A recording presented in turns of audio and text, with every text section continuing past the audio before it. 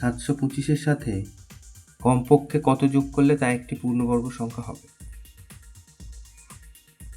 তো তার মানে এটা 725 এটা পূর্ণবর্গ না। তাহলে আগে আমরা একে এইভাবে ভেঙে দেখি কত বেশি আছে, যেটা বাদ দিলে এটা পূর্ণবর্গ হয়ে যাবে।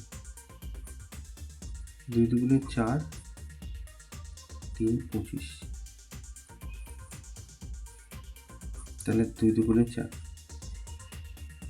তাহলে এটা 6 দিয়ে মিলে 6 6 36 হাতে 3, 4 4 24, 25 26 27, তাহলে 6 আর 9 15 হাতে 1 8 4 হাতে 1, তাহলে 49। তাহলে যদি এর থেকে বাদ দিয়ে দিই তাহলে একটা পূর্ণবর্গ সংখ্যা পাওয়া যাবে।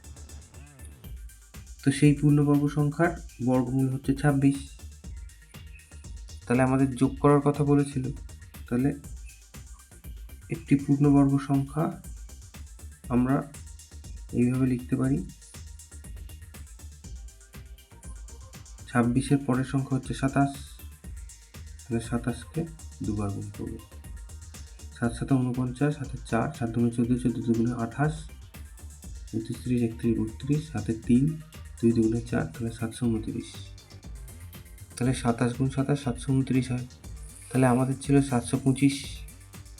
তাহলে কত কমপক্ষে যোগ করতে হবে? তাহলে অতএব যোগ করতে হবে